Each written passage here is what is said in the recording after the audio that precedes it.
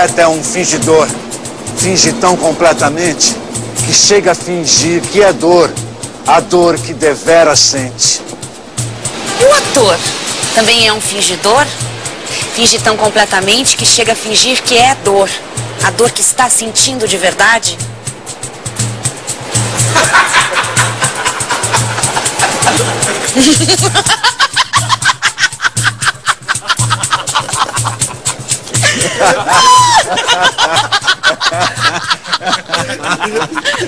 Walter, oi.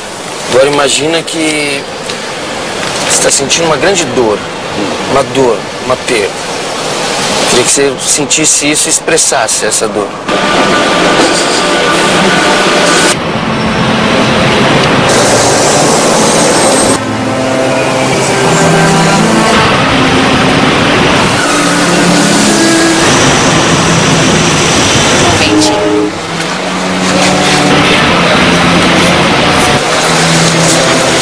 A palavra ficção quer dizer exatamente isso. Ato de fingir. Será que o teatro é fingimento?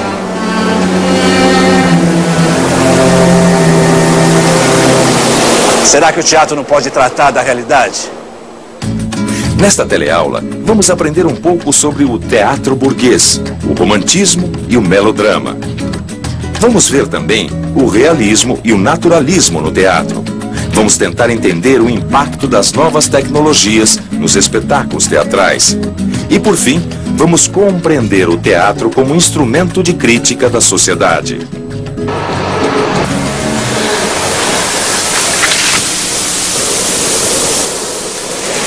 E aí, como é que fica o teatro? Ficção ou realidade?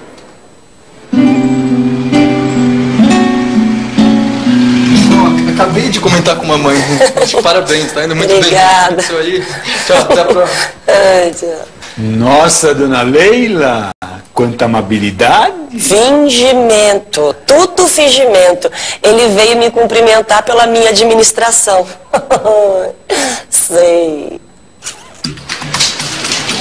Paulo é o filhinho da mais antiga moradora do prédio. A mãe, Dona Elizabeth, foi síndica do prédio por mais de 40 anos.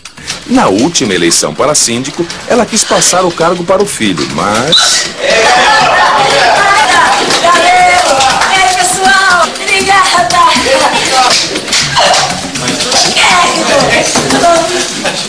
Mas a gente não vive numa monarquia, tem que ser no voto. É, foi-se o tempo dos reis e rainhas. Nos séculos XVIII e XIX, a Europa foi varrida por revoluções.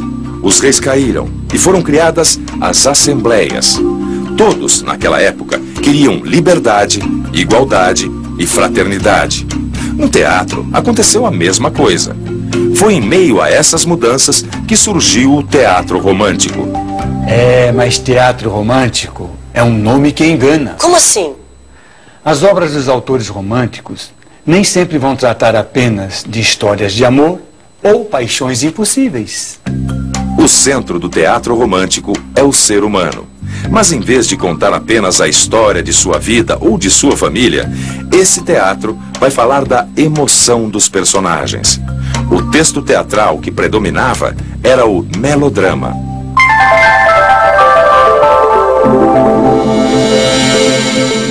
Melodrama. Peça demasiado sentimental e romântica, com situações e diálogos turbulentos e pomposos, mas de caracterização escassa e superficial. As cenas do cinema mudo e de circo-teatro, com representação exagerada, são bons exemplos do estilo melodramático.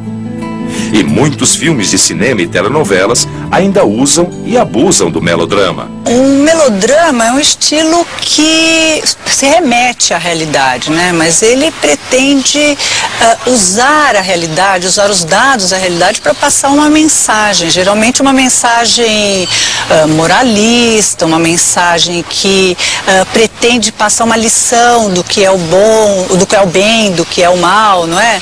Por isso até que os personagens são divididos em bons e maus e eles são muito marcados nessas suas características, não é? O teatro romântico ficção, né? Escolher personagens pouco comuns, lugares pouco comuns, não é? Distanciados no tempo e no espaço. Então ele não se preocupava muito com a realidade. Na verdade, havia um conflito com a realidade existente. Por isso que ele procurava fugir dela. Nós precisamos dar um jeito nessa Leila. Mas como, mamãe? Deixa comigo. Voltar para a Suíça, então... Esse tempo todo você esteve na Suíça, não na fazenda em Santa Cruz? Nossa, dona Leila, eu consigo imaginar umas cenas bem melodramáticas baseadas nessa última eleição. Baseada na dona Elizabeth, isso sim, porque a minha plataforma foi muito realista. Muito bem. Chega de falar de melodrama. É hora de falar do realismo e do naturalismo no teatro. O realismo, em vez de falar de paixões, vai falar das realidades burguesas, o casamento, o dinheiro, a moral. Desde a Grécia Antiga, o teatro era frequentado por populares. A partir do século XVIII isso começou a mudar. Você é burguês? Não. Sim, não, né? Não me considero. Acho que não. Eu sou um burguês, de certa forma. Como eu não estou na classe alta, eu não me considero um burguês. O que é ser um burguês? Não conhece o lado pobre da vida. Pessoas de classe alta, né? Discriminação entre o rico e o pobre. São pessoas que adquirem uma série de bens, compram uma série de bens e têm uma riqueza. Você costuma ir ao teatro? Bastante. Atualmente, muito pouco. Pô, no teatro sempre. Adoro teatro. A senhora acha que o burguês vai ao teatro? Eu acho que sim. Ah, com certeza não. Alguns sim, outros não. Você acha que o teatro é feito pro povo ou o teatro é feito pra burguesia? Não, o teatro é feito pro povo, né? Não, eu acho que é pra quem gosta, né? Pra quem tem um interesse em conhecimento cultural. Burguês era quem morava no burgo. Um outro nome para dizer cidade no fim da Idade Média. As cidades cresceram, os burgueses ficaram mais ricos e passaram a dominar a vida política, social e econômica das sociedades europeias. A maior parte do teatro feito hoje no mundo, ele só chega por uma plateia que tenha recursos, por uma plateia privilegiada. Teatro é como a vida. A partir da hora que a vida foi se aburguesando, o teatro foi se aburguesando. O teatro é reflexo da vida, sempre. Depois do realismo, chegou-se ao naturalismo, que passou a falar de pessoas comuns, de operários, que entram em cena pela primeira vez como personagens. Esse teatro exigiu do ator um novo modo de representar, sem exageros e afetações. Uma representação que não fosse diferente da vida real.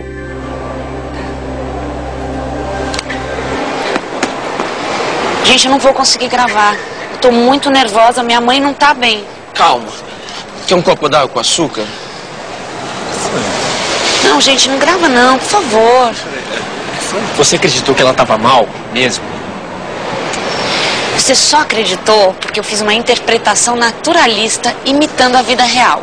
A conquista do naturalismo influenciou não só o teatro, como comerciais, filmes, telenovelas. O naturalismo está por toda parte. O russo Konstantin Stanislavski é um dos responsáveis por essa conquista. Ele foi ator e um dos criadores da função de diretor. E elaborou um sistema que iria revolucionar a interpretação. Todo esse sistema de segurança que está aí, o portão eletrônico na garagem, o novo sistema de interfone, as luzes dos corredores com sensores fotoelétricos, toda essa tecnologia foi instalada na minha gestão. Antigamente, a iluminação era feita com vela. Exatamente, a iluminação era vela? Tá certo que a administração da dona Elizabeth não era aquelas coisas, mas o prédio tinha eletricidade. Eu sei, dona Leila. Eu estou falando do teatro de antigamente. A iluminação era a vela. A tecnologia da luz influiu na mudança da estética do teatro. Os cenários, os figurinos, a maquiagem foram se transformando para obter um melhor efeito dessa iluminação. Junto com as conquistas de qualidade técnica, o teatro foi desenvolvendo seu lado comercial. Começaram a surgir as primeiras companhias particulares. Os Estados Unidos começaram a contratar grandes atores europeus. Grandes teatros começaram a ser construídos. e grandes espetáculos a ser produzidos. O teatro virou show business. A importância da iluminação está ligada diretamente ao sentido incrível da visão, né? Então, como as imagens ultimamente têm tido uma importância muito grande, o que se vê é importante, né? Um sentido para o qual os criadores têm que dar atenção, né? E o que se vê é o que a luz revela, né? Vamos pensar um pouco. Vale a pena fazer um resumo dessa evolução tecnológica do teatro. Aí está. No começo, era uma grande arena aberta. Com o tempo, vieram as salas fechadas, iluminadas a vela. Depois, a iluminação a gás e a luz elétrica. Até chegar ao teatro dos nossos dias, com palcos giratórios, elevadores, mesas de luz e som, computadores. Ufa! Teatro também é inovação. Na Grécia e na Idade Média, era um ritual sagrado. Na Roma Antiga e Renascença, diversão e entretenimento. A partir do realismo e naturalismo, o teatro se transformou de forma mais acentuada em um instrumento de discussão e crítica da realidade. O faz de conta do teatro, que imitava a vida real, não impediu o surgimento de um teatro com cenários abstratos ou conceituais, sem a preocupação de reproduzir a realidade. A relação do teatro com a política ganha força com o alemão Bertolt Brecht, um dos maiores dramaturgos do século XX. Para ele, o espetáculo não deve envolver emocionalmente o público, para que o espectador possa pensar no que vê de forma crítica. Bertolt Brecht é um poeta alemão que ajudou o teatro do século XX a repensar sua função, a pensar a possibilidade de uma representação crítica da vida. E o Brecht percebeu uma coisa, que não basta você escolher assuntos interessantes da realidade, assuntos que normalmente não aparecem na indústria cultural. É importante também descobrir uma forma crítica de representar esses assuntos. E atenção, se liga aí que é a hora da revisão. Teatro, ficção ou realidade? A partir desta pergunta, vimos na teleaula de hoje como foi o teatro romântico com seu estilo melodramático. Aprendemos um pouco sobre o realismo e o naturalismo no teatro.